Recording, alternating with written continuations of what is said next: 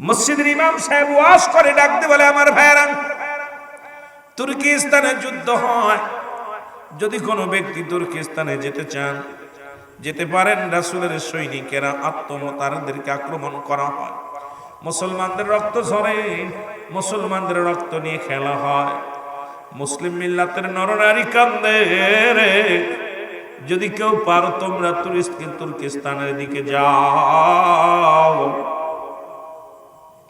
এর ওই মসজিদে নামাজ পড়তো তৎকালীন জামানায়, নাম হলো হযরতে ফারুক। নাম কি? যারা বলেন নাম কি? হযরতে ফারুক। এর ফারুক মনে মনে প্রতিজ্ঞা করে, রব্বে কারীম, ও রব্বে কারীম, হায়াতের মালিক তুমি, রিজিকের মালিক তুমি, জীবনের সব কিছুর মালিক তুমি। তুর্কিস্তানের মুসলমান মার খায়, আমি ফারুক জমিনের মধ্যে থাকবো এটা হয় না। তুর্কিস্তানের মুসলমানের রক্ত ঝরে, আমি ফারুক আরামে এসে খাবো। আল্লাহ তোমার দরবারে কি জবাব দিব? আমি যাব তুর্কিস্তানের মুসলমানদের পাশে দাঁড়াবো, জোরে জোরে চিল্লায় বলা যাবে না মারহাবা। হযরতে ফারুক নতুন বিয়ে করছে, মাত্র সবে 3 মাস। কয় মাস? 3 মাস। সন্তানও গর্ভে 3 মাস। বিবির বয়স, বিয়ের বয়স 3 মাস, সন্তানের বয়স 3 মাস। গর্ভে সন্তান 3 মাস। বাড়ি এসে ডাকতে বলে, বিবি ও আমার আদরের বিবি শোনো। বিবি ডাকতে বলে, স্বামী কি বলতেছেন? বলে, বিবি রে, তুর্কিস্তানে মুসলমান মার খায়, তুর্কিস্তানে মুসলমানদের রক্ত জমিনের মধ্যে ঝরে। বিবিরে আমি যাব মুসলমানদের বাঁচানোর জন্য, মুসলমানদের পাশে দাঁড়ানোর জন্য। আমার এক মুসলমান মার খেয়ে রক্তাক্ত হয়ে জমিনের মধ্যে পড়ে থাকে, আমি রব্বে কারিমের কাছে কি জবাব দিব? বিবিরে আমি যাব তুর্কিস্তানে যাব, যুদ্ধের ময়দানে যাব। বিবি ডাকতে বলে, স্বামী আপনি তুর্কিস্তানে যাবেন? আমি নতুন বিবি, সবে মাত্র আমাকে 3 মাস হলো বিয়ে করেছেন, 3 মাস আমাকে বিয়ে করেছেন, গর্ভে সন্তান 3 মাসের। এখন যদি আপনি যুদ্ধের ময়দানে যান, আমার কি অবস্থা হবে আপনি জানেন না। যদি সন্তান, নবাগত সন্তান দুনিয়ার মধ্যে যদি আসেন, তার কি অবস্থা হবে আপনি যদি না জানি আপনি মারা যান, যুদ্ধের ময়দানে যে মারা যান, না জানি আপনি দুনিয়া থেকে চির বিদায় হয়ে যান, তখন কি হবে রে বিবি? তখন হযরতে ফারুক বললেন, বিবি রে, মাত্র 6 মাসের জন্য আমি যুদ্ধের ময়দানে যাচ্ছি, যদি বেঁচে থাকি বিবি দেখা হবে, আর যদি মারা যায় বিবি রে তুমি আমারে ক্ষমা করে দিও, আমি যাইতেছি তুর্কিস্তানে মুসলমানদের পাশে দাঁড়ানোর জন্য। জোরে জোরে বলো মারহাবা। ইমানদার, কত ইমান তাদের ছিল, আর আমাদের ইমান। মুসলমান শুনে নাও, ডাকতে বলে, বিবি এই নাও 40টা দিনার, 40টা মোহর আছে আমার কাছে, এই মোহর গুলো নাও। বিবি রে, তোমার কাছে একটা দাবি করে যাই, যদি আমার পৃথিবীর মধ্যে, বিবি রে, আমি যদি যুদ্ধের ময়দানে যাই, যদি শাহাদাতের পেয়ালা পান করি, বা যদি আমি জেলখানায় ধরা পড়ি, না জানি তুর্কিস্তানের জেলে আমাকে আক্রমণ করবে, না জানি আমাকে মেরে ফেলবে, তোমার কাছে কয়েকটা কথা বলে যাই রে বিবি। তার মধ্যে 1 নাম্বার শুনে না বিবি রে, যদি আমার ছেলে সন্তান হয়, তুমি তার জগৎ বিখ্যাত একজন আলেম বানাবা। আরো জোরে, আহা কেমন নিয়ত! যদি একটা ছেলে সন্তান হয়, জগৎ বিখ্যাত একজন আলেম বানাবা। যদি মেয়ে সন্তান হয়, এই মেয়েটাকে তুমি পর্দায় মানুষ করবা, কোরআন হাদিস তাকে শিক্ষা দিবা, একজন আল্লাহওয়ালা মানুষের সঙ্গে বিবাহ দিয়ে দিবারে বিবি। ও বিবি, যদি আমার কন্যা সন্তান হয়, খবরদার দুনিয়ার মানুষ যেন তার রূপ যৌবন না দেখতে পারে রে। যখন সে বড় হবে রে বিবি, তখন একটা আদর্শবান ইমানদার একটা ছেলের সঙ্গে বিবাহ দিয়ে দিবা। ও বিবির এই কথা বলিয়া, আর বিবিরে তোমার দিকে নজর রাখবা। আমি বিদায় নিলাম, রওনা হয়ে যাব। মুসলমান হযরতে ফারুক যখন রওনা হয়ে যাবে, ফারুকের বিবি চোখের পানি ছেড়ে কান্দে, পায়ের মধ্যে পড়ে কান্দে। স্বামীরে আমি নতুন বিবি, ও আমার স্বামী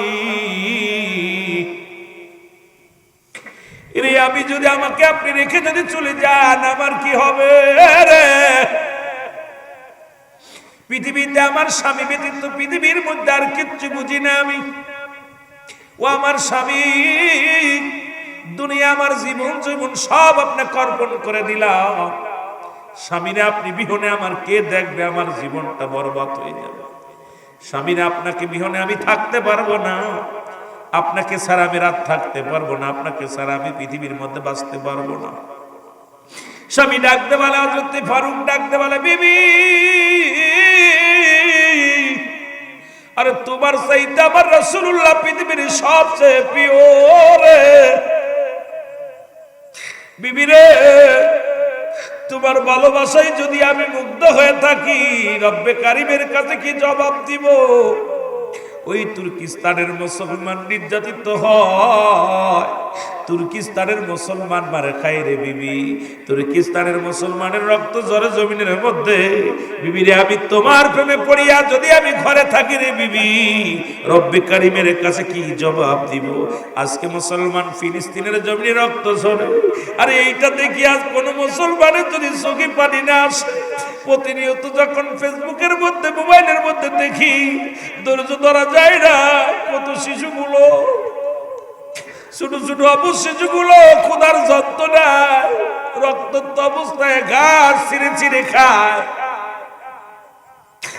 কত অবুঝ সন্তান ওই প্রাচীর ভেঙে জমিনের মধ্যে পড়ে আছে। ছোট ছোট মাসুম বাচ্চার লাশগুলো কুকুর শিয়ালে খাইতেছে।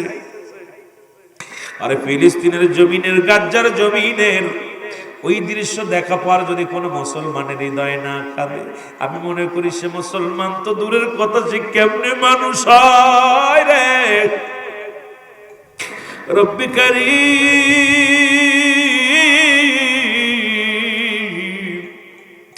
আমাদের যাওয়ার মতো ক্ষমতা নাই।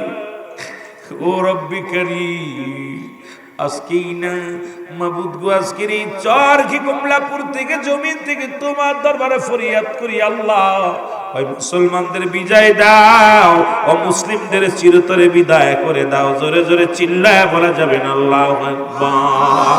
আর তো জোরে জোরে চিল্লায় বলা যাবে না আল্লাহু আকবার? আপনারা জান নাই, যারা ভারতে গেছেন তারা জানেন না, দেখে আসবেন। ওই ভারতে হিন্দু রাজ্য যতই তারা ফালাফালি করুক, ওরা ওদের দেশে যত শান্তির মধ্যে আছে তার চাইতে হাজার হাজার গুণ শান্তির মধ্যে আছে বাংলাদেশের হিন্দুরা। জোরে বলেন ঠিক কিনা? তারপরেও দাদার কাছে নালিশ, কথায় কথায় দাদাদের কাছে নালিশ। আমার কথা হলো, আজকে যারা আছেন প্রয়োজন নাই 313 জন সৈন্য দরকার আমার। হয়তো আমার বিরুদ্ধে মামলা হবে, আমার বিরুদ্ধে গ্রেফতারি পরোয়ানা জারি হবে, আমাকে মেরে ফেলবে।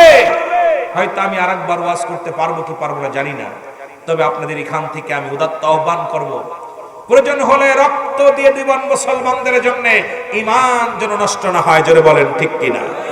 প্রয়োজন হলে জীবন দিয়ে দিবেন, কিন্তু ঈমান দেওয়া যাবে না। এমনও হতে পারে এখান থেকে মুসলমানদের জন্য ঝাঁপিয়ে পড়তে হতে পারে, ঝাঁপিয়ে পড়তে হতে পারে। ঝাঁপিয়ে পড়বেন? মুসলমানদের জন্য ঝাঁপিয়ে পড়বে? রাজি আছেন সবাই?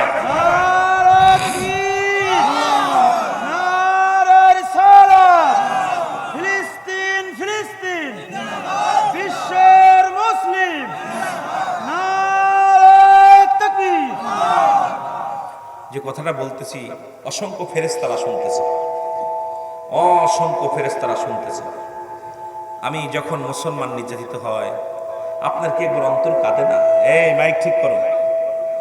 অসংখ্য মুসলমান যখন কাঁদে, আপনাদের মায়া হওয়া উচিত প্রতিটা মানুষের। যে যেখানতে আছেন সেখান থেকে তাকবীর তোলেন, আওয়াজ তোলেন, সেখান থেকে আওয়াজ তুলবেন। কারণ জীবন বিধানের মালিক কে? হায়াত মৌতের মালিক কে? হায়াত মৌতের মালিক আল্লাহ। এই জন্য আমি আপনাদেরকে উদাত্ত আহ্বান করে যাব ওয়াজের ময়দানে। এটা রাজনৈতিক ময়দান, আমি রাজনৈতিক আলোচনাও করি না। অনুরোধ করব, হয়তো মুসলমানদের জন্য জীবন দিতে হতে পারে, হাসি মুখে কুরবানি করে দিবেন। এই দুনিয়া হলো আমাদের জন্য একটা পরীক্ষার জায়গা। এপারে সেতু, ওপার আল্লাহর জান্নাত অপেক্ষা করতেছে। আপনি ঈমান নিয়ে, কালেমার জন্য, ঈমান নিয়ে মুসলমানদের জন্য রক্ত দিয়া আজকে শহীদ হয়ে যান, রব্বে কারীম ওপারে আপনার জন্য জান্নাত অপেক্ষা করতে, জোরে বলেন না মারহাবা। ভাই কন্দি, আপনি কি বেঁচে থাকবেন চিরদিন? জোরে বলেন, চিরদিন বেঁচে থাকবেন? এই যে তুফাজ্জল হোসেন যুক্তিবাদী সাহেব আলোচনা করতো, আমার নানা হেকমত আলী সাহেব অত্যন্ত ভালো আশেক, মানে আমার এত ভালোবাসতো, মায়া করতেন।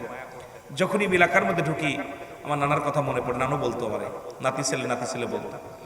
এই মানুষটার আর দেখি না, হয়তো তার ছেলেরা আসছে এখানে, কিন্তু সেই মানুষটা তো আর চোখে আসে না। এরকম আমি আপনি চলে যাব দুনিয়া থেকে, বাঁচবো না, চিরদিন আমরা বাঁচবো না।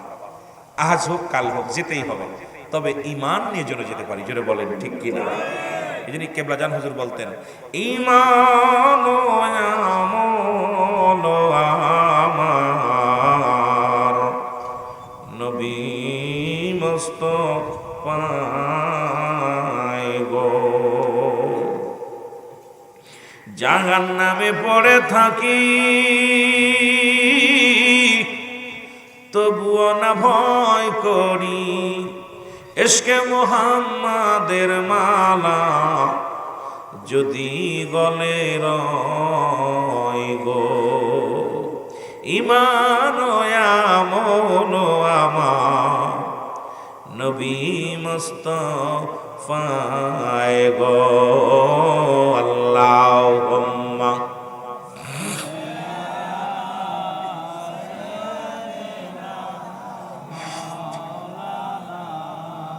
ওয়ালা আলি সাইয়্যিদিনা। এ ভাইরা আমার, বন্ধুরা আমার, তৎকালীন জামানায় যখন তুর্কিস্তানের যুদ্ধ হলো, লক্ষ্য করবেন কথাগুলো দিলের কান্ডে লাগায় শুনবেন। আজকে যেমন আপনারা কানে শুনতেছেন ফিলিস্তিনের যুদ্ধ শুরু হয়ে গেছে, ভারতের মধ্যে যুদ্ধ শুরু হয়ে গেছে। যার যেখান থেকে যে রকম পারেন সেরকম সহযোগিতার হাত বাড়াইতে হবে। আপনি যেতে পারেন নাই, ফজরের নামাজ পড়ে তাদের জন্য দোয়া করেন, রাত্রে তাদের জন্য দোয়া করেন, তাদের জন্য নফল নামাজ পড়েন, তাদের জন্য রোজা রাখেন, নফল রোজা রাখেন, তাদের জন্য কুরবানি দেন, মুসলিম মিল্লাতের জন্য আল্লাহর কাছে প্রার্থনা করেন। এটাও কি আমরা পারবো না? এটাও কি পারবো না? জোরে বলেন, পারবো কি পারবো না? এ আমার ভাইয়েরা, আমার বন্ধুরা আমার, তুর্কিস্তানের যুদ্ধ শুরু হয়ে গেল। মসজিদের ইমাম সাহেব মেম্বারে নামাজ শেষ করে সালাম দিলেন, আসসালামু আলাইকুম। আমার ভাইরা, তুর্কিস্তানে মুসলমানদের রক্ত ঝরে, তুর্কিস্তানে মুসলমানদের রক্ত নিয়ে খেলা হয়, তুর্কিস্তানে মুসলমানদের নির্যাতন করা হয়। তোমরা কে কোথায় আছো?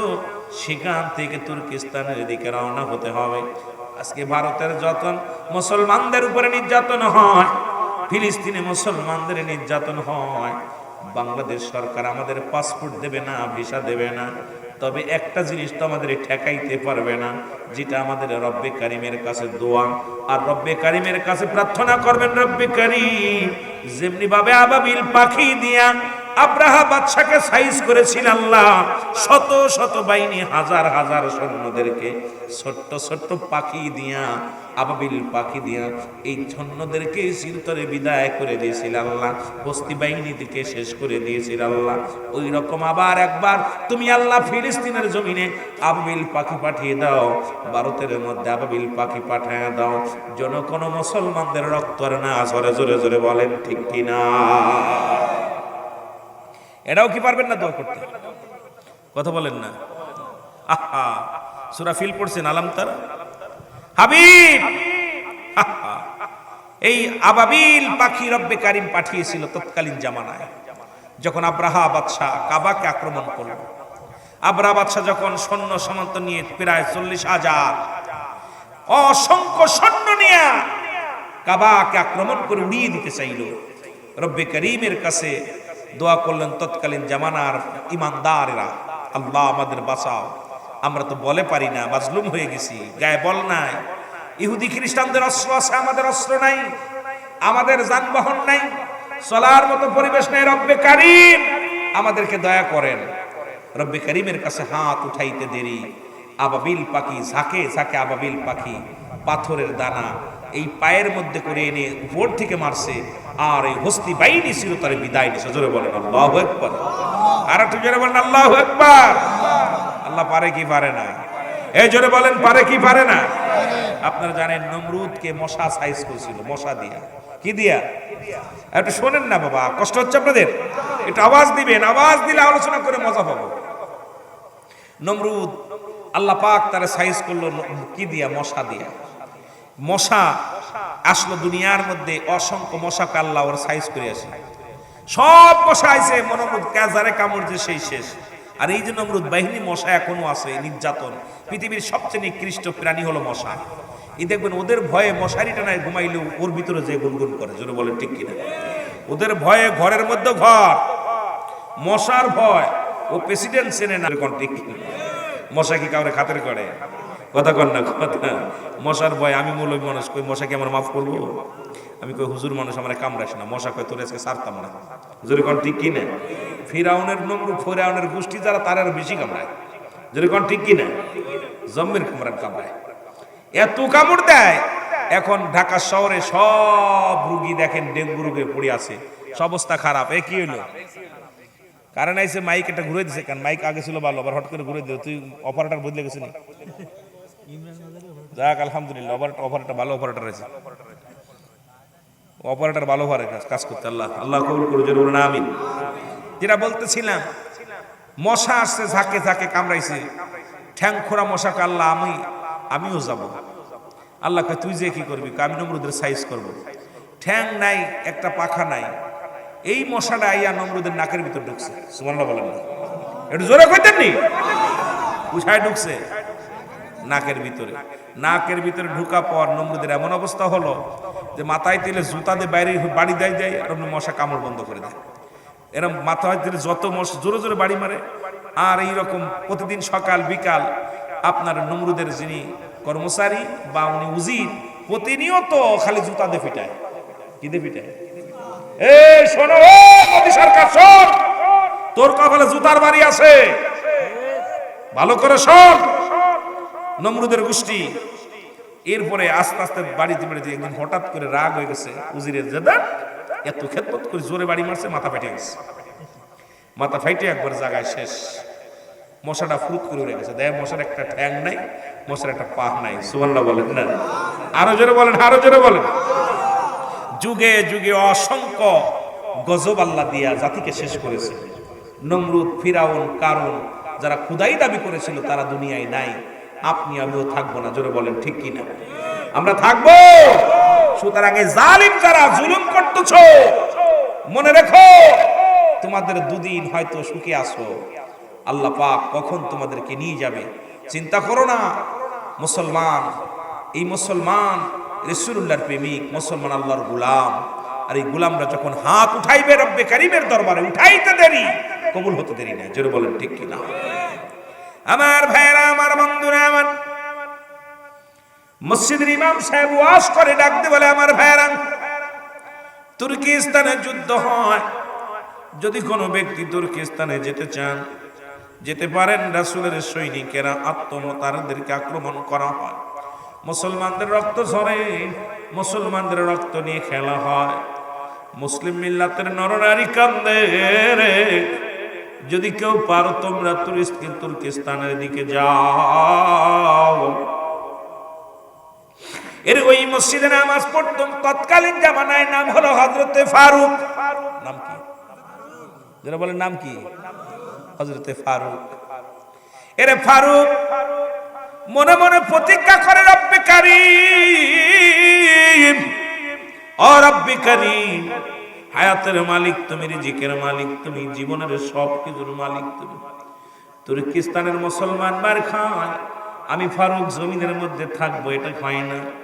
তুর্কিস্তানের মুসলমানের রক্ত ঝরে, আমি ফারুক আরামে এসে খাবো। আল্লাহ তোমার দরবারে কি জবাব দিব? আমি যাব তুর্কিস্তানের মুসলমানদের পাশে দাঁড়াবো, জোরে জোরে চিল্লায় বলা যাবে না মারহাবা। হযরতে ফারুক নতুন বিয়ে করছে, মাত্র সবে 3 মাস। কয় মাস? 3 মাস। সন্তানও গর্ভে 3 মাস। বিবির বয়স, বিয়ের বয়স 3 মাস, সন্তানের বয়স 3 মাস। গর্ভে সন্তান 3 মাস। বাড়ি এসে ডাকতে বলে, বিবি, ও আমার আদরের বিবি শোনো। বিবি ডাকতে বলে, স্বামী কি বলতেছেন?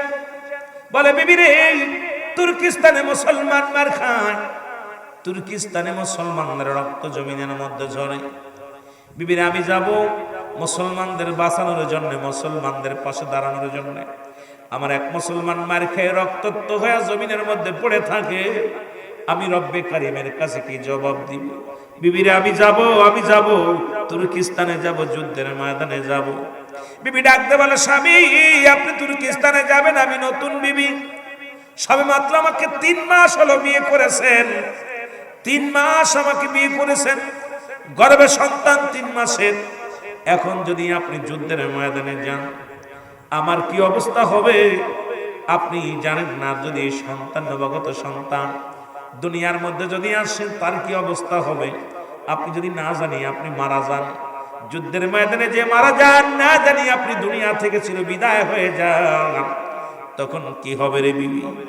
তখন হযরতে ফারুক বললেন বিবি রে, মাত্র 6 মাসের জন্য আমি যুদ্ধের ময়দানে যাচ্ছি, যদি বেঁচে থাকি বিবি দেখা হবে, আর যদি মারা যায় বিবি রে তুমি আমারে ক্ষমা করে দিও, আমি যাইতেছি তুর্কিস্তানে মুসলমানদের পাশে দাঁড়ানোর জন্য। জোরে জোরে বলো মারহাবা। ইমানদার, কত ইমান তাদের ছিল, আর আমাদের ইমান। মুসলমান শুনে নাও, ডাকতে বলে বিবি এই নাও 40টা দিনার, 40টা মোহর আছে আমার কাছে, এই মোহর গুলো নাও। বিবি রে তোমার কাছে একটা দাবি করে যাই, যদি আমার পৃথিবীর মধ্যে, বিবি রে আমি যদি যুদ্ধের ময়দানে যাই, যদি শাহাদাতের পেয়ালা পান করি, বা যদি আমি জেলখানায় ধরা পড়ি, না জানি তুর্কিস্তানের জেলে আমাকে আক্রমণ করবে, না জানি আমাকে মেরে ফেলবে, তোমার কাছে কয়েকটা কথা বলে যাই রে বিবি। তার মধ্যে 1 নাম্বার শুনে না বিবি রে, যদি আমার ছেলে সন্তান হয় তুমি তার জগৎ বিখ্যাত একজন আলেম বানাবা। আরো জোরে আহা, কেমন নিয়ত! যদি একটা ছেলে সন্তান হয় জগৎ বিখ্যাত একজন আলেম বানাবা। যদি মেয়ে সন্তান হয় এই মেয়েটাকে তুমি পর্দায় মানুষ করবা, কোরআন হাদিস তাকে শিক্ষা দিবা, একজন আল্লাহওয়ালা মানুষের সঙ্গে বিবাহ দিয়ে দিবারে বিবি। ও বিবি, যদি আমার কন্যা সন্তান হয় খবরদার দুনিয়ার মানুষ যেন তার রূপ যৌবন না দেখতে পারে রে। যখন সে বড় হবে রে বিবি, তখন একটা আদর্শবান ইমানদার একটা ছেলের সঙ্গে বিবাহ দিয়ে দিবা। ও বিবির এই কথা বলিয়া, আর বিবির তোমার দিকে নজর রাখবা। আমি বিদায় নিলাম, রওনা হয়ে যাব। মুসলমান হযরতে ফারুক যখন রওনা হয়ে যাবে, ফারুকের বিবি চোখের পানি ছেড়ে কান্দে, পায়ের মধ্যে পড়ে কান্দে, স্বামী রে আমি নতুন বিবি, ও আমার স্বামী রে, আমি যদি আমাকে আপনি রেখে যদি চলে যান আমার কি হবে রে? পৃথিবীতে আমার স্বামী ব্যতীত পৃথিবীর মধ্যে আর কিচ্ছু বুঝি না আমি। ও আমার স্বামী, দুনিয়া আমার জীবন সব আপনাকে অর্পণ করে দিলাম। স্বামীরে আপনি বিহনে আমার কে দেখবে? আমার জীবনটা বরবাদ হয়ে যাবে। স্বামীরে আপনাকে বিহনে আমি থাকতে পারবো না, আপনাকে ছাড়া আমি রাত থাকতে পারবো না, আপনাকে ছাড়া আমি পৃথিবীর মধ্যে বাঁচতে পারবো না। স্বামী ডাকতে বলে, হযরত ফারুক ডাকতে বলে, বিবি আরে তোমার চাইতে আমার রাসূলুল্লাহ পৃথিবীর সবচেয়ে প্রিয় রে। বিবি রে, তোমার ভালোবাসায় যদি আমি মুগ্ধ হয়ে থাকি রব্বে কারিমের কাছে কি জবাব দিব? ওই তুর্কিস্তানের মুসলমান নির্যাতিত হয়, তুর্কিস্তানের মুসলমান মারে খায় রে বিবি, তুর্কিস্তানের মুসলমানের রক্ত ঝরে জমিনের মধ্যে। বিবি রে, আমি তোমার প্রেমে পড়িয়া যদি আমি ঘরে থাকি রে বিবি, রব্বে কারিমের কাছে কি জবাব দিব? আজকে মুসলমান ফিলিস্তিনের জমিনে রক্ত ঝরে, আরে এইটা দেখি আজ কোন মুসলমানের যদি চোখে পানি না আসে। প্রতিনিয়ত যখন ফেসবুকের মধ্যে, মোবাইলের মধ্যে দেখি, ধৈর্য ধরা যায় না। কত শিশুগুলো, ছোট ছোট শিশুগুলো ক্ষুধার যন্ত্রণায় রক্তাক্ত অবস্থায় ঘাস ছিঁড়ে ছিঁড়ে খায়। অবুজ সন্তান ওই প্রাচীর ভেঙে জমিনের মধ্যে পড়ে আছে। ছোট ছোট মাসুম বাচ্চার লাশগুলো কুকুর শিয়ালে খাইতেছে। আরে ফিলিস্তিনের জমিনের, গাজ্জার জমিনের ওই দৃশ্য দেখা পর যদি কোনো মুসলমানের হৃদয় না কাঁদে, আমি মনে করি সে মুসলমান তো দূরের কথা, সে কেমনে মানুষ হয় রে। রব্বি কারীম,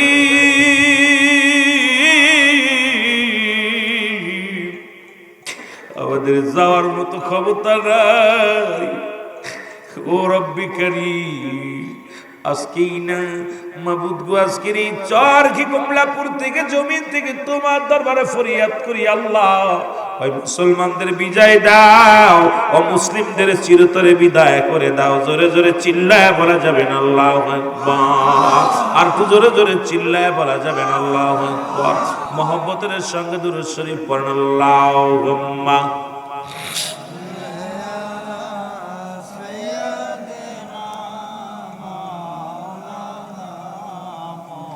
আরো জোরে বলেন আল্লাহুম্মা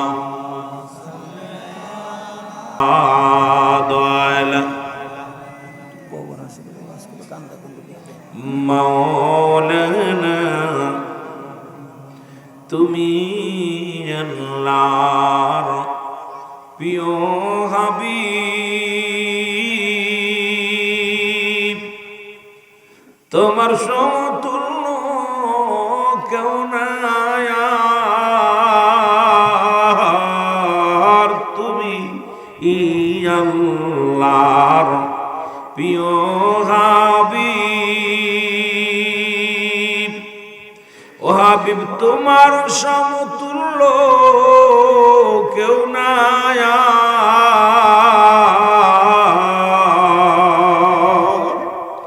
তোমার মতো আকাশ ভ্রমণ করে নাই কোন পয়গম্বর। আল্লাহুম্মা মহব্বতে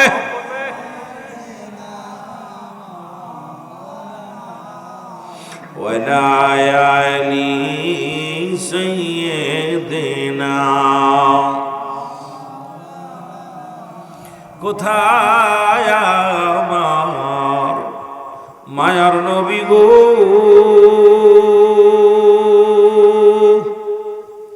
ও হাবিব একবার আইসা দেখা যাও। কোথায় আমার মায়ার নবী গো, ও হাবিব একবার আইসা দেখে যাও।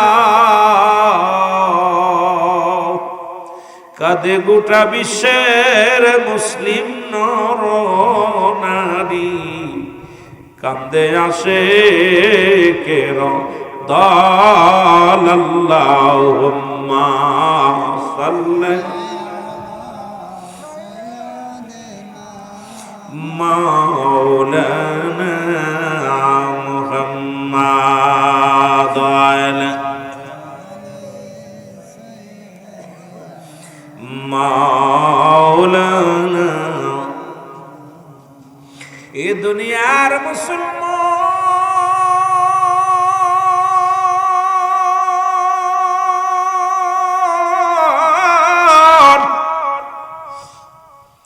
হযরতে ফারুক ডাকতে বলে, বিবি রে, তোমার কাছে অনুরোধ করি রে বিবি, চোখের পানিটা মুছে ফেলো, আমি যাব যুদ্ধের ময়দানে। তুমি বিদায় দাও, বিদায় দাও, আমারে বিদায় দাও। ফারুকের বিবি বলে, স্বামী রে, আপনাকে আমি বিদায় দিলাম, তবে দোয়া করি রব্বে কারীম যেন আমার বুকে আপনাকে অতি ফস করে ফিরায় দেয়।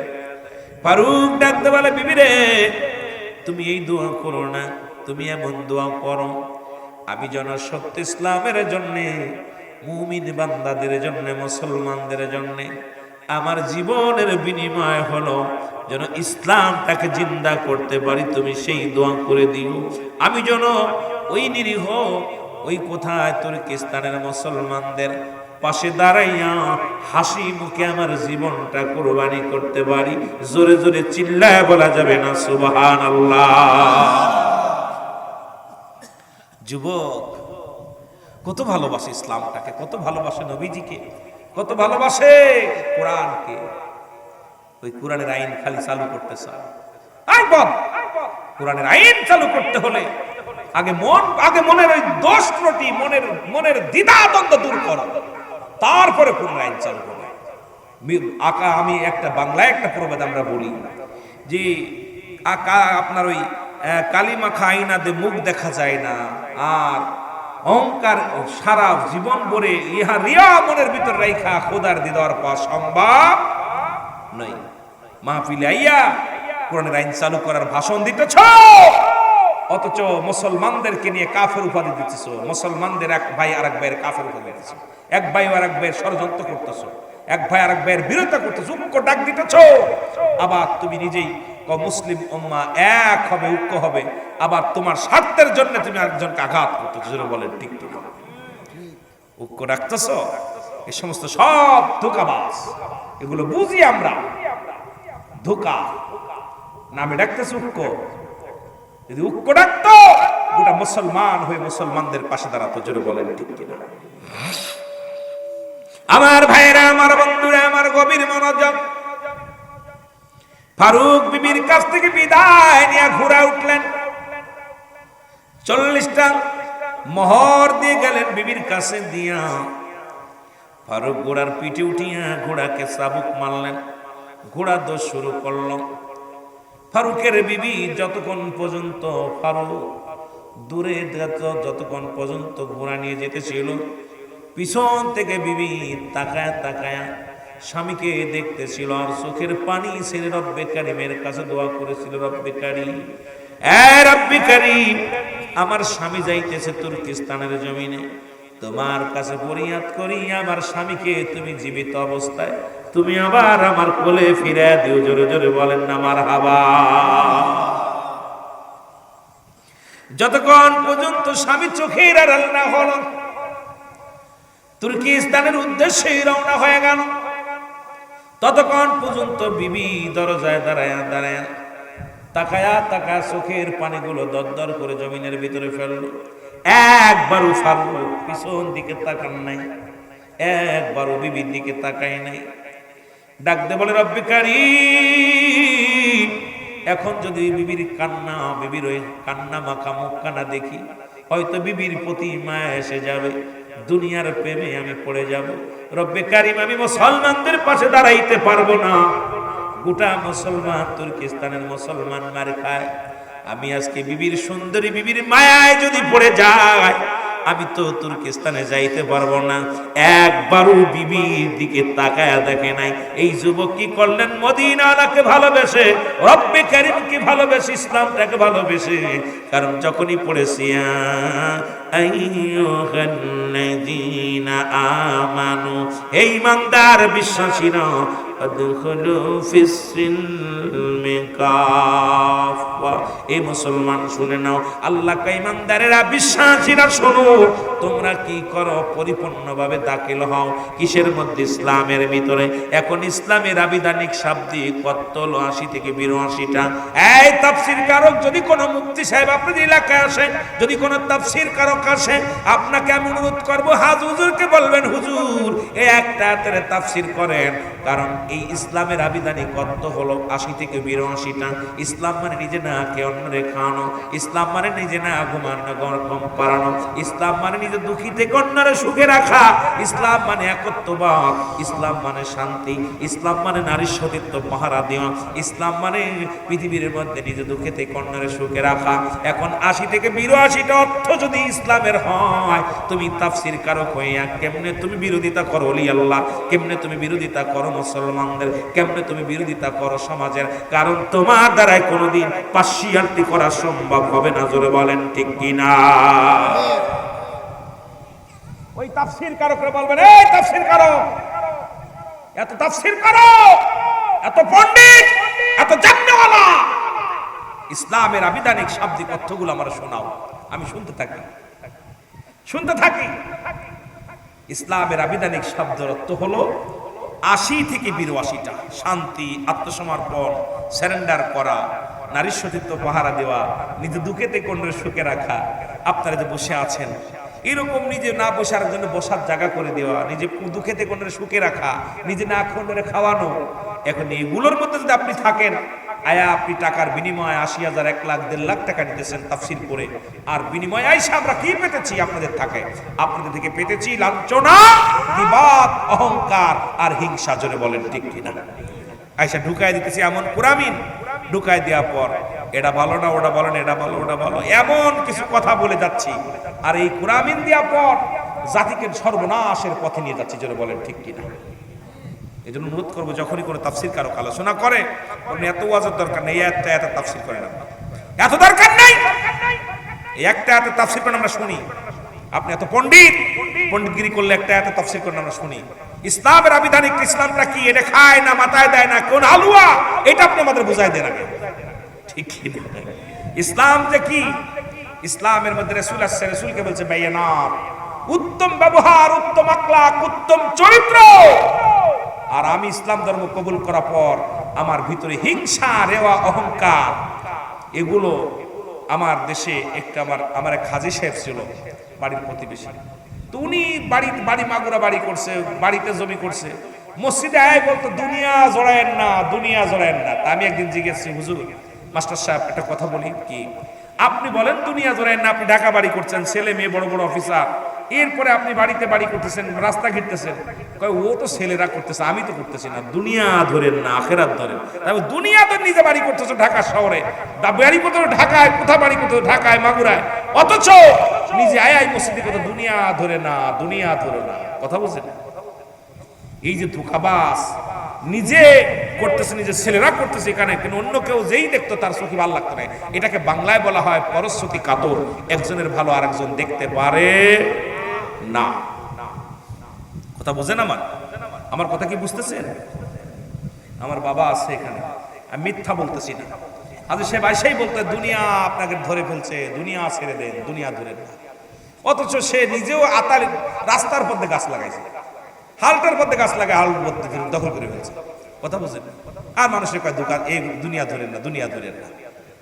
তা আমাদের বলা যত সহজ, এটা করা কত, কথা কয় না কেন?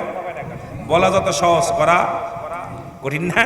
আমিরুল আমিন সিদ্দিকী যত বলতেছি সহজে মাইক পায়া, এগুলো করতে গেলে ঠেলা আছে। কথা ঠিক কিনা? এই জন্য বাবা বক্তাগুলো আমরা যারা আসি ওয়াজি, আমাদেরকে হিসাব করে কথা বলতে হবে যে আমরা যত মাইকটা পেয়েছি, মুখ পেয়েছি, এই বলে তাই নয়। আল্লাহ স্বাধীনতা দিয়েছে তাই বলে আপনি জনগণের সামনে ইসলাম তো বলবেন না। শালীনতা বজায় রেখে কথা বলবেন, যা দ্বারা ইসলামের কোনো ক্ষতি না হয়, জাতির কোনো ক্ষতি না হয়।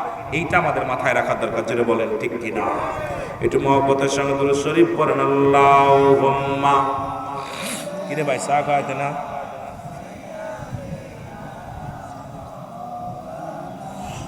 তুমি কেমন করে ঘুমাও মানুষ, তুমি কেমন করে ঘুমাও মানুষ, ফজর করে কাজা, এমন তো হতে পারে জোহরে জানাজা, এমন তো হতে পারে জোহরে। একটু জোরে জোরে বলেন, তুমি কেমন করে ঘুমাও মানুষ, তুমি কেমন করে ফজর করে কাজা, এমন তো হতে পারে জোহরে জানাজা, তোমার এমন তো হতে পারে। আরে এক ওক্তে মৃত্যু, আর এক ওক্তে জানাজা। মরছে এক ওক্ত আমার আসরে, মাটি দিছে মাগরিবে, মরছে মাগরিবে, মাটি দিছে ইশায়, মরছে ফজরে, মাটি দিছে জোহরে। আহা, এলহাম কি এলহাম! রুল আমিন সিদ্দিকী ইন্তেকাল করছে, মরহুমের জানাজা একই মাইকে, কথা বলছেন, একই মাইকে বলতেছে রুল আমিন সিদ্দিকী মারা গেছে। মারা গেছে কে? রুল আমিন সিদ্দিকী। এই কথা বলেন না কেন? কে মারা গেছে? রুল আমিন সিদ্দিকী মারা গেছে। আর এই জবান দিয়া বল ইন্না লিল্লাহি ওয়া ইন্না ইলাইহি রাজিউন, মরহুমের জানাজা। একটু আগে বললো রুহুল আমিন সাহেব ইন্তেকাল করছে, আর আমার নাম বলবে না, কয় মরহুম। হাইরে দুনিয়া, কার জন্য এত কিছু করলাম, কার জন্য এত কিছু করছি? এই যে হিকমত নানা শুয়া চলে গেছে, ছেলে গেলে কি থুয়া গেছে, কার জন্য কি করে থুয়া গেছে? বাড়ি করছে উনি, আয়া এখানে আপনাদের ভিতর থাইকা কত সুন্দর বাড়ি টাড়ি করে কি থুয়া গেছে। তার সন্তান যদি কিছু দেয়, তারা যদি বাবার জন্য করে থই, তাহলে সবচেয়ে বড় পাওয়া। না হইলে এই যে জীবনটা বরবাদ, যা দুনিয়া আমল করে গেছে এটা কাজে লাগে। আমি আশ্চর্য হয়ে যাই, একই মাইকে বলতেছে অমুক মারা গেছে, আবার বলছে মরহুমের জানাজার নামাজ সকাল 10টায় অনুষ্ঠিত হবে। কি আশ্চর্যজনক ব্যাপার, কি আজীব ব্যাপার যে আপনাকে মরার কথা, আপনার নামটা পরিবর্তন হয়ে গেছে, মরহুম হয়ে গেছে, আর সিদ্দিকি বলবে না। তাহলে এই দুনিয়াটা কিসের জন্য? সামান্য এই দুনিয়ার পিছে পড়ে যা শুরু করছি আমরা, একটু কি চিন্তা করার দরকার যে আমাদের মরণের চিন্তা একেবারেই মানুষের ভিতরে নাই। আল্লাহ আমাদের কবুল করুক, জোরে বলুন আমিন। একটু মহব্বতের সঙ্গে জিকির করেন লা ইলাহা, জবান বলে লা ইলাহা। বাইজান বহু দূরের মদিনা, আমরা কেমনে যাব জানি না। বলেন বহু, আমরা কেমনে যাব জানি। এর দয়া করে দয়াল আল্লাহ, পুরাও মনের বাসনা।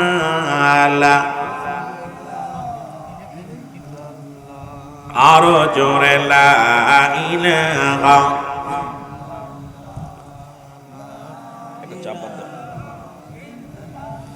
আরো জোরে লা ইলাহা। একটু মহব্বতে জিকির করেন না, লা ইলাহা। এটা চা দাও বসে, লা ইলাহা। বাইজান মগার মনের বেদনা, আই গাই বুঝাইলে কেউ বোঝে না। বলে না মগার মনের বেদনা, আই গাই বুঝাইলে কেউ বোঝে না। আইরে শোনাইলে কেউ শোনেন না, বল শোনাইলে কেউ অবসনেন সাহে মদিনা। লা ইলাহা, আরো জোরে লা ইলাহা। জবানটা খুলে লা ইলাহা, লা ইলাহা মুহাম্মাদুর। এই দুনিয়ার মুসলমান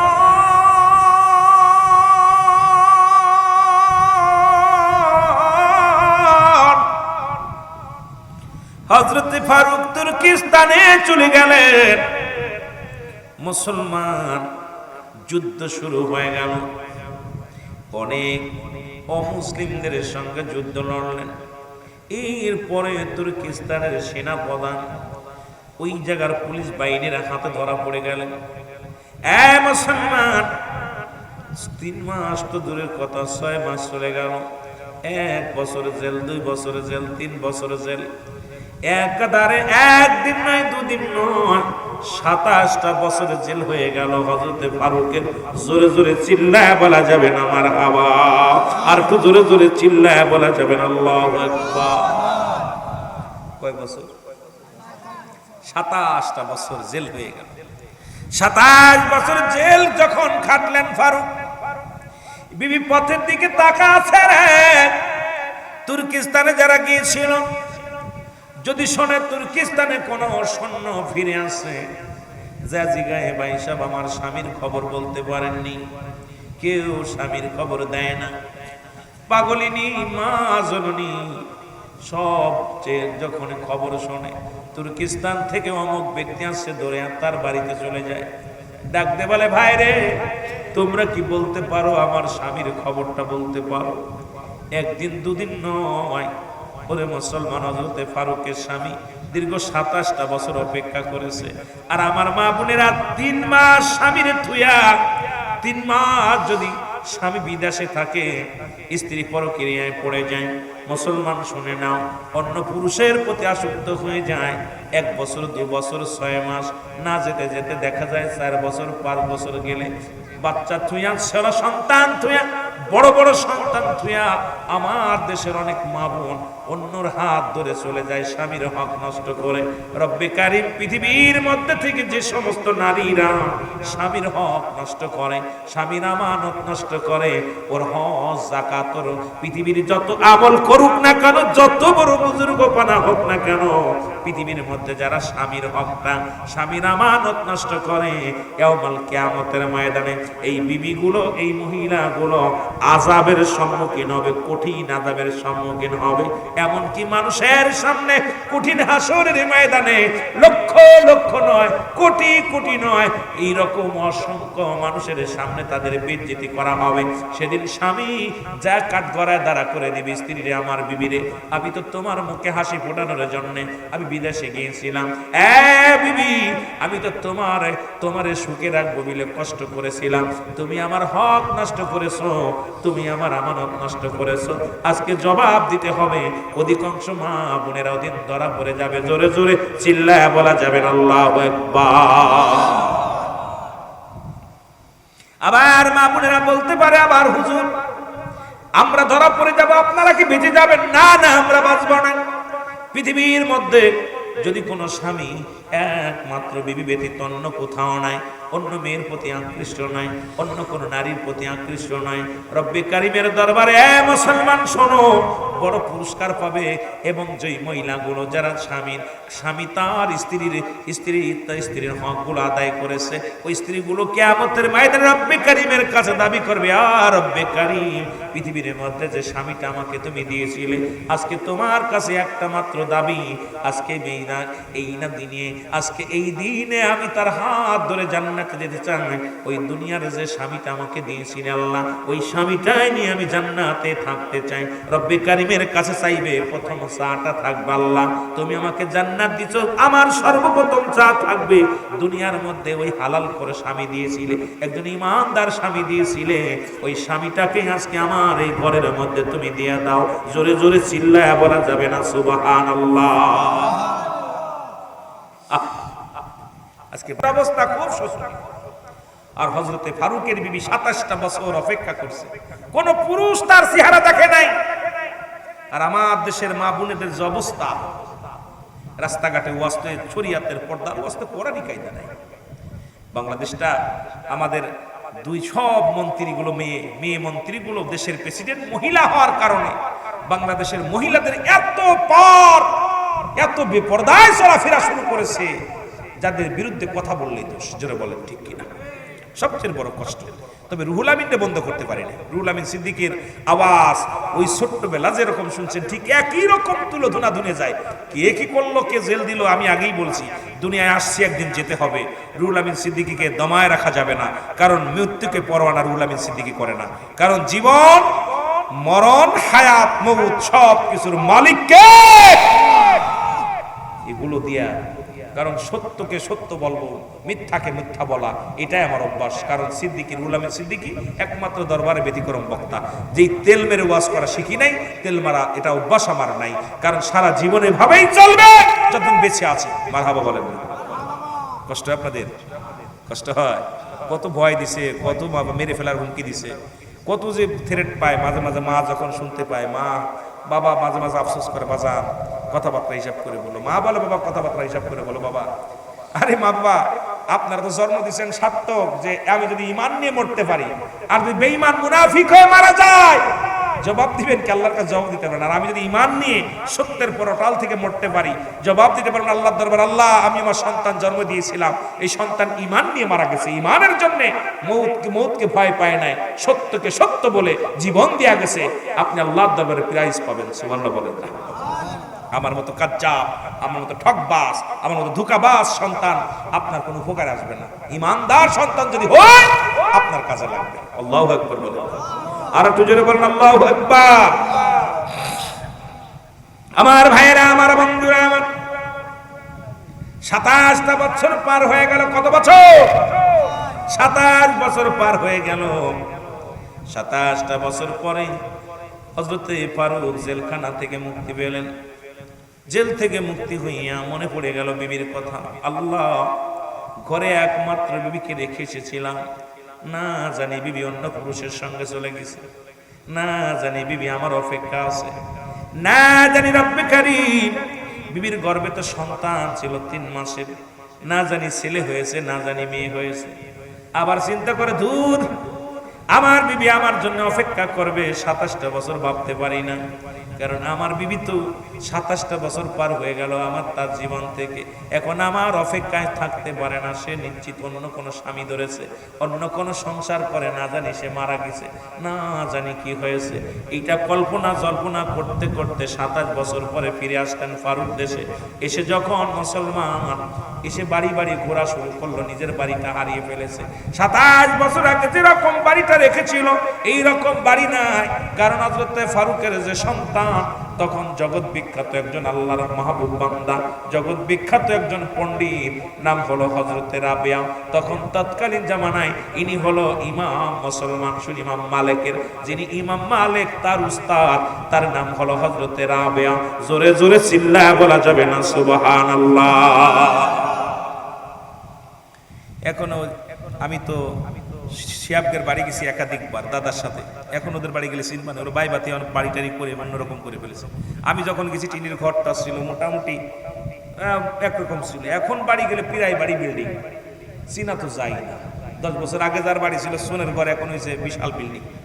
এখন এক বাড়িতে একবারই 1 বছর পরে গেলেই চিনা যায়। কথা বলেন ঠিক কিনা? 27 বছর পরে ফারুক ফিরছে দেশে, নিজের বাড়ি কোনটা চিনতেছে না, বুড়া হয়ে গেছে। আর যখন গেছে তখন তো ইয়ং, 40 বছর বা 25 বছর ইয়ং তরতাজা, 40 বছরের যুবক। 40 বছর বয়সে গেছে যুদ্ধে, 27 বছর, 27 আর 40 কত? কথা কয় না কত? এই এত বছর বয়সে বুড়া হয়ে গেছে, একদম এরকম বুড়া হয়ে গেছে। এখন আয়াত তার বাড়ি চেনে না, কোথায় বাড়ি, যে বাড়ি বাড়ি বাড়ি ঘরে, কোথায় আমার বাড়ি? এ মুসলমান শোনো, হঠাৎ মুসলমান, ওদিন ছিল জুম্মার নামাজ, জুম্মার নামাজের খুতবা দেয় হযরতে ফারুকের ছেলে, নাম হলো হযরতে রাবেয়া। ফারুকের ওই দিন জুম্মার নামাজ পড়ার জন্য মসজিদের মধ্যে গেলেন, এত সুন্দর আলোচনা করে, আল্লাহর কাছে ফরিয়াদ করে, আল্লাহ আজকে যদি আমার ছেলেটা বেঁচে তো, আমার যদি ছেলে হতো, আমার বিবি, আমার ছেলে হয়তো এইরকম বড় আলেম হতো। মনে মনে কয়, মনে মনে কয়, কথাগুলো বললে হয়তো হুজুর বলবেন, ওই শিয়াবের বাবা আমার হাতের মধ্যে দিয়ে মাদ্রাসায় বলেছিল, দাদু ভাই জীবনে কিচ্ছু চাই না তোমার কাছে, আমার শিয়াব যেন বড় আলেম হয়, আমার শিয়াব যেন যেদিন বক্তা হবে, যেদিন মাঠে ময়দানে আলোচনা করবে, সেদিন আমি গর্বিত, আমি তুফাজ্জেল, সেদিন তোমার জন্য প্রাণ ভরে দোয়া করবো দাদু ভাই, যেদিন আমার সন্তান আট্টসী দরবারে দাঁড়ায় দাঁড়ায় ওয়াজ করবে। আজকে বাজানে মাঝে মাঝে ওরে গালিগালাজ করতাম, রাগারাগি করতাম, যখনই দেখতাম একটু উল্টো চলে রাগারাগি করেছি, ও ফেলে যেও না, এ ফেলে চলো না, এ ফেলে চলতে হবে, কারণ প্রতিটা বাবা মার স্বপ্ন থাকে সন্তান যেন মানুষের মানুষের মতো মানুষ হয়। জোরে বলেন ঠিক কিনা? ওরে আমার হাতে ধরে দিয়েছিল দাদা, ও যে ও তো আমার এখন এক জায়গা বললে মনে 1 বয়স, আমার অর্ধেক, আমার 3 ভাগের 1 ভাগ বয়স হচ্ছে। কথা বুঝলেন?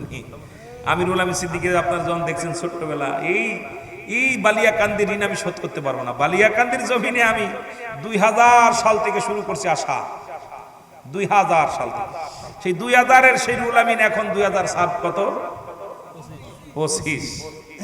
এই যে এতদিন আপনাদের মাঝে শুধু এত প্রোগ্রাম, মোড়ে মোড়ে মানুষের বাড়ি, জাকের ভাইদের প্রায় বাড়িতে খানা আমার পেটে, প্রায়টা মানুষ এত মহব্বত করতেন, এই বালিয়াকান্দির মানুষ, রাজবাড়ির মানুষ এত মায়া করতেন, এটা আমি কোনোদিন ভুলতে পারবো না। যে এই মানুষের দোয়া ছিল, যখন আমি আসি টিনটিনে মানুষ, ছোট্ট মানুষ, আমারে আপনার এলাকার আলেমরাও আমাকে অনেক উপহাস করছে। কথা বুঝেননি? তুফাজ্জেল আমার হাত ধরে কয়, রুল আমিন তুমি দরবারের রত্ন, আরে দরবার থেকে একটা বিড়াল আইলে ওইটাই প্রধান বক্তা, টেনশন কিসে, তুমি ওয়াজ করবা ফাটিয়ে ফেলবা। আমি আইরি কাম শাস্তি। কথা বুঝেননি? তখন তো ছোট্ট মানুষ, ছোট্ট মানুষ মনে পড়ে, এই মানুষগুলো দোয়া ছিল, আজকে বড় হয়েছে। তা আপনারা যদি নিজেকে সন্তানগুলো দোয়া করেন, তারা বড় আলেম হবে। কথা বল না কেন? দরকার আছে না আলেমের? হযরত ফারুক দোয়া করে, আল্লাহ যদি এই সন্তান যদি আমার হতো, কতই না আমি ভাগ্যবান হতাম। এত বড় আলেম, লোকজনের জিগায়, ভাই এই আলেমটা কে গো? ভাই এই জামানার বড় আলেম, উনি অনেক আলেমের উস্তাদ, ওনার নাম হলো হযরত রাবেয়া। জোরে জোরে চিল্লায় বলা যাবে না মারহাবা। বাবারে বাবার নাম কি কয় শুনেছ? ওর বাবার নাম হলো হযরত ফারুক। সুবহানাল্লাহ বলে। ফারুক চিন্তা করে আমার নামের সঙ্গে নাম মিলে যায় রে, তবে 3 মাসের গর্ভবতী সন্তান রেখে গেছিলাম, এই সন্তান এত বড় হবে ভাবতে পারি নাই। হযরত ফারুক চিন্তা করে, আল্লাহ কি চিন্তা করি, না জানি মেয়ে হয়েছিল, না জানি ছেলে হয়েছিল। আবার চলে গেলে নদীন ঘোরাঘুরি করে সন্তানের মায়া, প্রতিটা বাবা মায়ের অন্তরের ভিতরে সন্তানের কত মায়া, এটা বুঝতে পারি এখন বাবা হয়েছি। আগে বুঝতাম না বাবারা যে এমনই হয়, মারা এমনই হয়।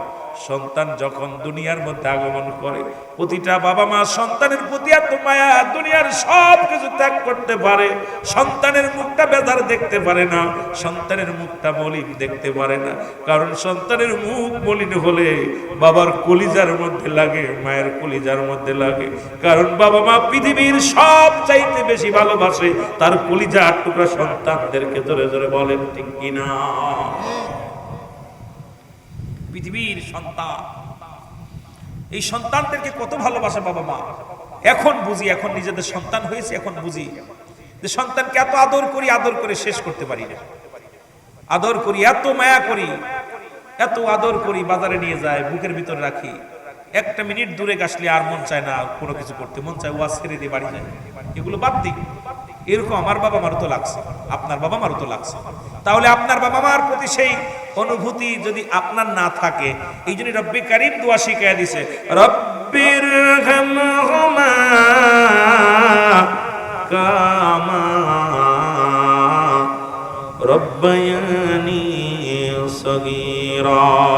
জোরে জোরে বলেন, রব্বির হামহুমা কামা রব্বায়ানি সগীরা। রব্বে কারীম কত ভালোবাসে। বাবা মার জন্য দোয়া শিখিয়ে দিতে, আব্বা মার জন্য দোয়া করবি। এদের অবদান অস্বীকার করার ক্ষমতা নাই। যদিও সময় যদি পায় আমরা ওদিকে যাবো আস্তে আস্তে। একটা ছোট্ট একটা বিষয় নিয়ে আলোচনা শুরু করেছি, তাই তো টাইম পাই না। অনেক দিক, অনেক লম্বা আলোচনা এসে যায়, কারণ আগের দিন তো নাই। আমরা গজল গিয়ে সময় নষ্ট করি না, মন চায় 4-5 ঘন্টা কথা বললেই শেষ করতে পারি না। কোন দিকে যাই রে বাবা বুঝি না। আল্লাহ কবুল করুন, জোরে বলেন আমিন। এ আমার ভাইরা, আমার বন্ধুরা, আমার হযরত ফারুক রাতের অন্ধকারে আন্দাজ করে একটা ঘরের মধ্যে প্রবেশ করলেন। বিশাল প্রাচীর দিয়া ছোট্ট একটা দরজা, এই দরজার মধ্যে ফারুক তার ঘোড়ার লাগাম ধরে টান মারলেন। ঘোড়াটা জোরে লাফতে যায় ভিতরে পড়লেন। আর ওই ঘরের মালিক ছিলেন হযরত রাবেয়া। জোরে জোরে বলেন সুবহানাল্লাহ। রাবেয়া ঘর থেকে এসে ফারুকের কলার চেপে ধরলেন, চোর বলে ধরলেন। বুকের সঙ্গে গর্দান ধরে টান দিয়ে বলে, তুমি আমার ঘরে ঢুকছো, চুরি করার জন্য উঠছো? ফারুক বলে, বাবারে আমি চোর না, বাবারে আমার কলারটা ছেড়ে দাও, হাতটা ছেড়ে দাও। বলে, আপনি নিশ্চিত চোর? এত রাত্রে কেন ঢুকলেন ঘরে? বলে, বাবারে আমি মনে করেছি এটা আমার বাড়ি, এই জন্য আমি ঢুকেছি, ভুল হয়ে গেছে। বলে, চোরেরা তুমি নিজে আসছো চুরি করতে রাতের অন্ধকারে, আবার নিজের বাড়ি বলে দাবি করো? তুমি বড় বড় চোর, তুমি বড় বাটপার। ফারুক বলে, না বাবারে আমি মিথ্যা বলি না, আমি মনে করেছি আমার বাড়ি। আমি বয়স হয়ে গেছি, এখন চোখে কম দেখি বাবা, ঝাপসা ঝাপসা দেখি। আমি তো এখন বাবা কি বলবো তোমার, এটা আমার বাড়ি মনে করে ঢুকছি। বাবা আমার ভুল হয়ে গেছে, আমারে তুমি ক্ষমা করে দাও। ফারুক বলে, না এই তৎকালীন জামানার মধ্যে মুসলমান শোনো, ওই রাবেয়ার উস্তাদ, রাবেয়ার যিনি ছাত্র তার নাম হলো ইমাম মালিক। আর ইমাম মালিক ছিলেন তৎকালীন জামানার কাজী। ওই বিচারের দায়ভার সমস্ত মহল্লার বিচারগুলো করতেন ইমাম মালিক। এবার হযরতে ফারুক মুসলমান শুনে নাও। এ ফারুক ডাক দিয়ে বলে, এ বাবা আমারে তুমি ছেড়ে দাও, আমি ভুল করে তোমার বাড়িতে ঢুকেছি, আমারে ক্ষমা করে দাও, আমার বাড়ি মনে করে ঢুকেছি। রাবেয়া কয়, না সারা যাবে না, আপনাকে ফজরের নামাজ পড়াবো আর বিচার হবে, বিচারের কাঠ করা ইমাম মালিকের দরবারে আপনাকে নিয়ে যাব, ইমাম মালিক আপনারে বিচার করবে।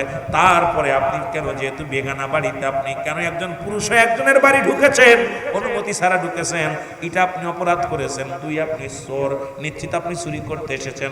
আর যদি চুরি না করতে আসেন, অনুমতি ছাড়া কেন ঢুকছেন? এই বাড়ির মধ্যে কোনো মহিলা পুরুষ ঢুকতে পারে না, আপনি ঢুকেছেন, বিশাল আপনার শাস্তি হবে। জোরে জোরে চিল্লায়া বলা যাবে না আল্লাহু আকবার। বাপ বেটার কথা হচ্ছে জনম দুঃখিনে মা ঘরের মধ্যে, সুবহানাল্লাহ বলেন না। বাপ বেটার আলাপ হয়। ফারুক ডাকতে বলে, বাবা তোমার নাম কি গো?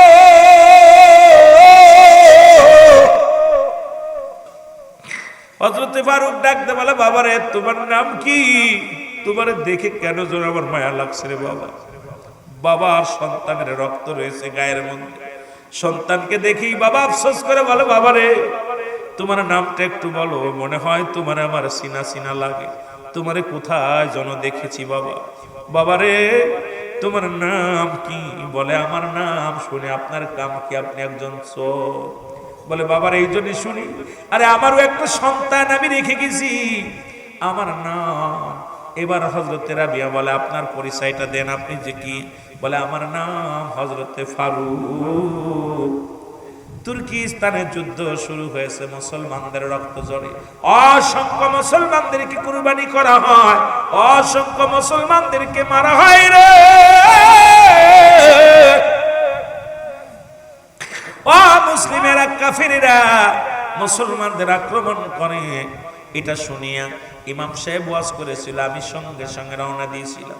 আমি যাবার আগে আমার বিবিকে রেখে গেছিলাম, আমার বিবির নাম আমার 3 মাসে গর্ভবতী বিবিরে রেখে গেছিলাম। সেই বিবির গর্ভে যদি সন্তান হতো রে বাবা, হয়তো তোমার মতো এত বড় হতো। ও বাবা, আমার বিবির খোঁজ নাই, আমার ছেলে হয়েছে না মেয়ে হয়েছে আমি কিচ্ছু জানি না। আমি আজকে 27 বছর পরে দেশে ফিরে এসেছি, আমার বাড়িটা পর্যন্ত আমি ভুলে গেছি, বাড়িটা আমি চিনি না। এইটা যখন কথা বলা শুরু করেছে, ভিতর থেকে জনম দুঃখিনী মা ফারুকের বিবি স্বামীর মুখে যখন বিবির কথা শুনছে, দৌড়াইয়া ঘর থেকে দৌড়াইয়া স্বামীর পায়ের মধ্যে পড়ে হাউমাউ করে কাঁদা শুরু করে দিছে। জোরে বলো আল্লাহু আকবার। রাবিয়া ডাকতে বলে, মা মা গো, তুমি জীবনে তো মা কোনদিন কোন বেগানা নারী পুরুষের চেহারা দেখো না। ও মা, আজকে তুমি একজন বেগানা পুরুষ, তাও আমার বাড়িতে চুরি করতে এসেছে, তার তুমি পায়ের মধ্যে পড়ে গেলে। মা একটা থাপ্পড় লাগাই দিছে মুখের মধ্যে, থাপ্পড়টা লাগায় দেখো, রাবিয়া রে তুই কাকে কি বলতেছিস? আরে তো সেই লোক না রে বাবা, শোন, ইনি আর কেউ নয়, ইনি আমার স্বামী, ইনি হলো বাবা রে তোমার আব্বা জান, তোমার জন্মদাতা পিতা, আইনার নাম হলো ফারুক, আর আমি হলাম তোমার মা। 27টা বছর আমার স্বামী আমার কাছে নাই, 27টা বছর বুকে ধারণ করেছি আমার স্বামীর ভালোবাসা, সেই স্বামীর ভালোবাসা নিয়ে 27টা বছর কাটিয়ে দিছি তোমাকে বুকে নিয়ে। আরে বাবা, তোমাকে বলেছিলাম আমার স্বামী মারা গেছে, তোমার বাবা মারা গেছে, 27 বছর পরে তোমার বাবা ফিরে আসছে। রাবিয়া পায়ের মধ্যে পড়ে কান্দে, বাবা গো আমারে মাফ করে দাও। রাবিয়া কান্দে, বাবা আমি আপনাকে চিনতে পারি না, আপনি আমাকে ক্ষমা করে দিবেন, আমি আপনাকে চিনতে পারি না। বাবা গো, মার মুখে অনেক কথা শুনেছি বাবা গো, 27টা বছর আপনি শুনেছি আপনি 27 বছর পরে ফিরে আসছেন, আজকে আপনাকে পেয়ে আমি সবচাইতে খুশি বাবা। পৃথিবীর মধ্যে যেন, আসমানের মধ্যে, জমিনের মধ্যে আমার চাইতে খুশি আর পৃথিবীর মধ্যে কেউ নাই। আমি আমার জন্মদাতা পিতাকে আমি সামনে পেয়েছি। জোরে বলেন আল্লাহু আকবার। আর একটু জোরে জোরে চিল্লায় বলা যাবে না মারহাবা। আমার ভাইরা, আমার বন্ধুরা, আমার রাত কেটে গেল, ও মুসলমান, রাত কেটে গেল, ফজরের আযান হলো। রাবিয়া মসজিদের ইমাম, তৎকালীন জামানায় বড় ইমাম, বড় মসজিদের ইমাম। রাবিয়া মুসলমান ইমাম, উনি চলে গেলেন আযান বরাবর। ফারুকের বিবি ডাক দিয়ে বলে, স্বামী রে আপনি আসেন, যান মসজিদে যান, মসজিদে যে নামাজটা আদায় করে আসেন। কেমন বিবি? স্বামী গো। ডাক দিয়ে বলে, স্বামী রে, ও আমার স্বামী, আপনি জামাতে যান, জামাতে নামাজ আদায় করেন, আমার বাবারা, এক ওয়াক্ত নামাজ কাজা দিলে 80 খুতবা পরিমাণ জাহান্নাম, যার এক খুতবা পরিমাণ হলো 2,88,00,000 বছর। ও মুসলমান, যদি আল্লাহর মাহবুব বান্দা হতে চান, অবশ্যই নামাজের প্রয়োজন, নামাজের গুরুত্ব দরকার। জোরে বলেন ঠিক কিনা? আমার ভাইয়েরা, আমার বন্ধুরা, হযরতে ফারুক নামাজে চলে গেল। হযরতে রাবিয়া কুরআন তেলাওয়াত করে, এত সুন্দর কুরআন তেলাওয়াত করে, যেন মুক্তা ঝরে, আকাশ থেকে যেন মিঠা পানি বর্ষিত হয়, মধু যেন মুখ থেকে বাইর হয়।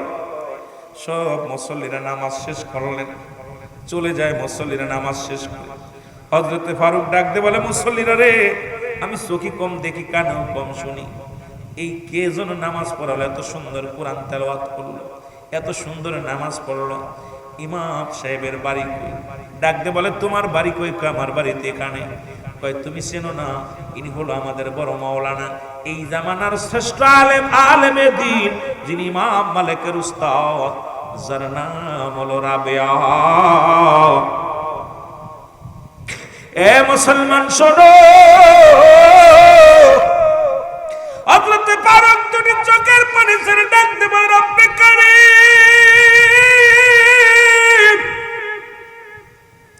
আমি 27টা বছর বন্দী ছিলাম, মনে কোনো দুঃখ নাই।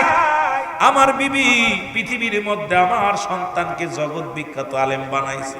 আল্লাহ, আমার আর চাওয়া নাই, পৃথিবীর সব কিছু আমি পেয়ে গেছি, কারণ জগৎ বিখ্যাত একজন আলেম আমার কলিজার টুকরা সন্তান আমার জানাজা পড়বে, আমার দোয়া করবে।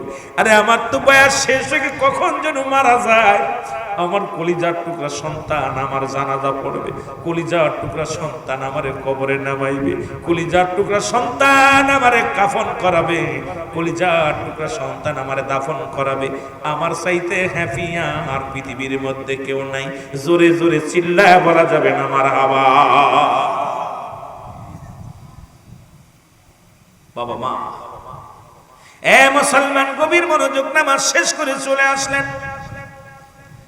হযরতে ফারুকের বিবি ডাকতে বলে, স্বামী, আপনার সঙ্গে কিছু বোঝাপড়া আছে। কয়, কি? বলে, আপনি আমাকে 40টা দিনার 40টা মোহর দিয়ে গেছিলেন, সেই 40টা মোহর আমি কোন পথে ব্যয় করেছি শোনেন। কোন পথে ব্যয় করেছি আপনি শুনবেন না? যেহেতু আপনি আমানত রেখে গেছেন 40টা। ওরে আমার মারা, আজকে যারা ওয়াজ শুনতে আসছো, স্বামীর আমানত কখনো অপচয় করবা না। স্বামীর একটা টাকা স্বামীর অনুমতি ছাড়া কোথাও দিবা না, স্বামীর অনুমতি ছাড়া ভিক্ষা পর্যন্ত কাউকে দিবা না, স্বামীর অনুমতি ছাড়া কাউকে দান ধ্যান করবা না, স্বামীর অনুমতি নিবা। কারণ স্বামী একজনকে যদি 1 কেজি পেঁয়াজ দিতে হয়, 10টা টাকা দিতে হয়, স্বামীর অনুমতি নিয়ে রাখবো। আমার প্রাণের স্বামী, কোনো ভিক্ষুক যদি আসে আমি তারে 1 মুঠা চাউল দিব, কোনো মানুষ যদি আসে আপনার আমানত আমি 1টা টাকা দিব, 10টা টাকা দিব। খবরদার, খবরদার, স্বামীর অনুমতি ছাড়া পৃথিবীর কোনো মা বোনেরা আমার স্বামীর আমানতটা আপনি নষ্ট করতে পারবেন না। আমার বাবারা, আমার ইচ্ছা মতো খরচ করো, স্বামী বিদেশে থাকে, টাকা পাঠায়, ইচ্ছা মতো বন্ধু বান্ধব নিয়ে উড়াও, আল্লাহর দরবারে জবাব দিবা কি? জবাব দিতে পারবা না। জোরে জোরে চিল্লায় বলা যাবে না আল্লাহু আকবার। এ নারুয়ার মারা, গিকুমলার মারা, স্বামীর থেকে অনুমতি নিয়ে রাখবেন যে আমার স্বামী, আমি মানুষকে দান ধ্যান করতে চাই, আপনি আমাকে একটু সুযোগ দিবেন, আপনার ইনকামের টাকা, আপনার আমানত, এটা আমি 10 টাকা দিব, 5 টাকা দিব, যদিও আপনি অর্ধঙ্গিনী, অনুমতি নিয়ে রাখবেন। সুবহানাল্লাহ বলেন না? অনুমতি নেয় না, অনুমতি না নিয়ে খরচ করলে হয়তো স্বামী কিছু বলবে না, স্বামী হয়তো আপনাকে ভালোবাসে, মায়া করে, কিছু বলবে না, কিন্তু মনে মনে চিন্তা করে, কি রে, বউ তো মাতবার ভালোই হয়ে গেছে, কথা বুঝিনি, সব শেষ করবা। এ আমার ভাইরা, আমার হযরত ফারুকের বিবি বলে, স্বামীরে, আপনি 40টা মোহর আমাকে দিয়েছিলেন, সেই মোহরগুলো আমি কিসের খয় ব্যয় করলাম শুনে নেন।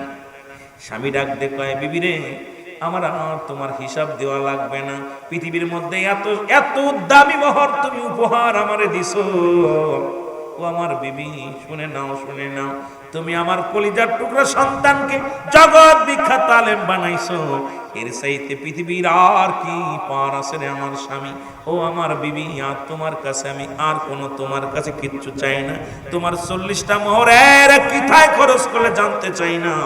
তুমি আমার যে এত দামি মোহর আমার উপহার দিছো, যা পাই আমি সব চাইতে বেশি খুশি হয়েছি। আজকে মনে পড়ে যায় কথাটা বলতে, আমার আব্বা এখানে হাজির। আমার বাবা মা বার বলতো, বাবা রুহুল আমিন রে, তোর ইনকাম খাওয়া লাগবো না, আমার জানাজাটা পড়বি, আমার দোয়া করবি। বাবারও একটা দাবি ছিল, বাবা বলতো, বাজান রে, আমার অন্য ছেলেরাও স্কুলে পড়ে, তারা যদি শার্ট গায়ে দেয়, তুমিও যদি শার্ট গায়ে দাও, তাহলে তোমার তো স্কুলে পড়ায় ভালো। মা বলতো, বাজান রে, বাজান তোর কাছে অনুরোধ করি, আমি যত তোর প্রয়োজন হলে আমরা ভিক্ষা করে খাওয়াইব, কোনো দুঃখ নাই, তবে আলেম হবি, আমাদের জানাজা পড়বি, দোয়া করবি। এইরকম প্রতিটা বাবা মার স্বপ্ন থাকে না আমার বাবারা। এই জন্য আমি আপনাদেরকে বলে যাই, এমন সন্তান বানান যে সন্তানগুলো আপনার জানাজা পড়বে, যে সন্তানগুলো আপনারে কবরে রাখবে, যে সন্তানগুলো আপনার জন্য রব্বে কারিমের কাছে প্রার্থনা করবে। রব্বে কারিম এত খুশি হয়ে যাবে, খুশি হওয়ার পর আপনার জন্য জান্নাতের দরজা খুলে দিবে। জোরে জোরে চিল্লায় বলেন মারহাবা। সন্তানের প্রতি 14টা হক থেকে যায়। কয়টা হক? 14টা হক। 7টা হলো ইন্তেকালের পরে, 7টা হলো ইন্তেকালের আগে, 7টার মধ্যে ইন্তেকালের পরে সবচেয়ে বড় হক যেটা, সেটা হলো মুসলমান শুনে নাও, সময় তাদের জন্য মাগফিরাত কামনা করা, তাদের জন্য দোয়া করা। 1 নাম্বার তাদের জন্য মাগফিরাত কামনা করা, 2 নাম্বার তাদের জন্য দোয়া করা। আজকে আমরা এমন সন্তান রেখে গেলাম, শুধু বাতিল ফেরকা মাদ্রাসায় লেখাপড়া করাই, তারা হাত উঠাইতে পারে না, তারা দোয়া করে না। আমি অনুরোধ করব, প্রয়োজন হলে ছেলেকে কলেজে পড়ান, স্কুলে পড়ান, তবুও দাবি করব আপনাদের কাছে, একটা সন্তানও বাতিল ফেরকায় পড়ালেখা করবেন না। ওই সন্তান আপনার জানাজা পড়ে দোয়া করবে না, ওই সন্তান আপনারা মুসলমান নবীর দুরূদ পড়বে না, মিলাদ কিয়াম পড়বে না, ওরা জানাজার নামাজ পড়ে দোয়া করবে না। মুসলমান শোনো, মানুষকে কোনো মেহমানদারি করবে না। এই জন্য অনুরোধ করবো, প্রয়োজনীয় সন্তানকে আপনি জেনারেল লাইনে লেখাপড়া করান। ওই সন্তান দেখবেন আপনার জন্য চোখের পানি ফেলবে, আপনার জন্য মায়া করবে। কিন্তু একবার বাতিল ফেরকা যদি হয়ে যায়, জীবনেও আপনার কেঁদে লাভ হবে না। তখন মনে বড় আশা করেছেন, এই ছেলে আমার জানাজা পড়বে, এই ছেলে আমার জন্য দোয়া করবে। দেখবেন জানাজার নামাজ পড়ে কবে দোয়া করা জায়েজ নাই, রাসূলের দুরূদ সালাম পাঠ করবে না, তারা মানুষকে 40 খাওয়াবে না, তারা নবীকে নূর মানবে না, তারা নবীকে হাজের নাজের মানে না, নবীর মিলাদ তারা পড়বে না। এই জন্য আমার ছোট্ট একটা দাবি করে যাব, যেহেতু আপনাদের মাঝে আমি ছোট্টবেলা থেকে মানুষ হয়েছি, আপনাদের কলিজার টুকরা সন্তানদেরকে বাতিল ফেরকা কোনো মাদ্রাসায় লেখাপড়া করাবেন না, যেন বাতিল ফেরকা না হয়।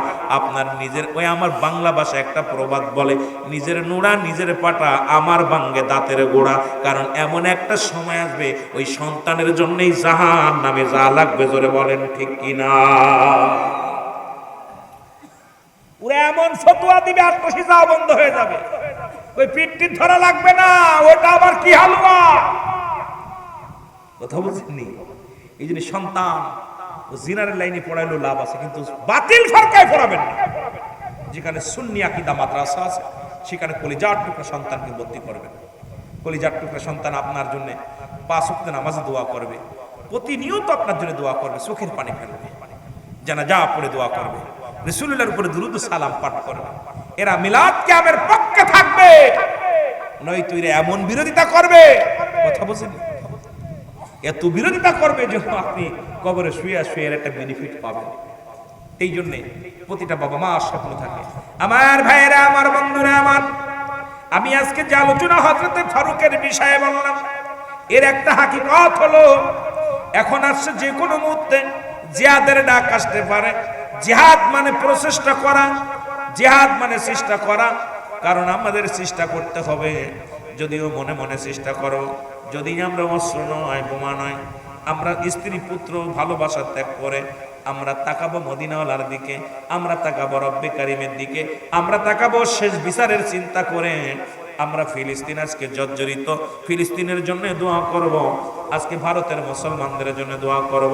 যদি পারি যে কোনো মুহূর্তে যেমনি পারি, যেখান থেকে যেমনি পারি, মুসলিম মিল্লাতের জন্য, মুসলিম উম্মার জন্য আমরা দোয়াটা পর্যন্ত করব। জোরে জোরে বলেন ঠিক কিনা? আর একটু জোরে জোরে চিল্লায় বলেন আল্লাহু আকবার। মহব্বতের সঙ্গে দুরূদ শরীফ পড়েন আল্লাহুম্মা।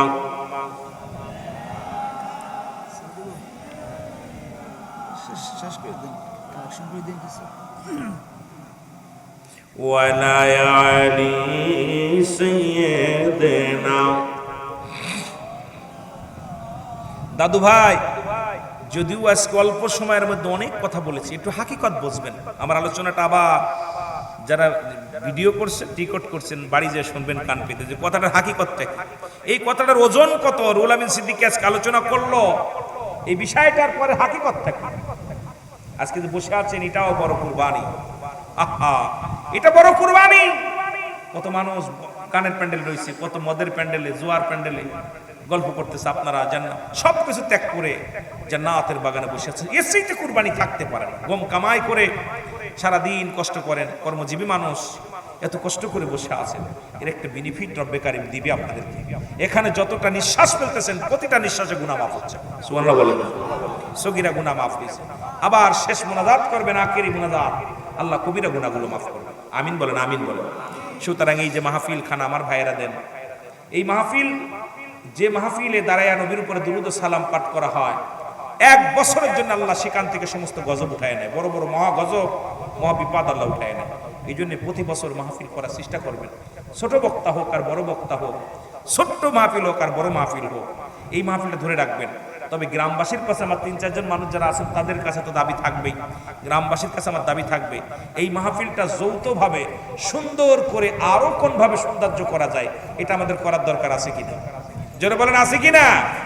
10-এর লাঠি 1-এর বোঝায়। ভাই, সম্পদ তো সব রেখে যাবেন, বাড়ি গাড়ি সম্পদ সব কিছু রেখে যাবেন, কি নিয়ে যাবেন? কিছু নিয়ে যেতে পারবেন না, কিচ্ছু নিয়ে যেতে পারবেন না। আপনাদেরকে আমাকে চিন্তা করতে হবে, এই মাহফিলটা যদি থেকে যায় সদকায়ে জারি হিসেবে, যারা টাকা দিয়েছেন, গাম দিয়েছেন, টাকা দিয়েছেন, পয়সা দিয়েছেন, চাউল দিয়েছেন, সদকায়ে জারি একটা বেনিফিট পাবেন, এটা সবাই আমাদের করে দিতে হবে। আমরা নবীজিকে একটু সালাম জানাই।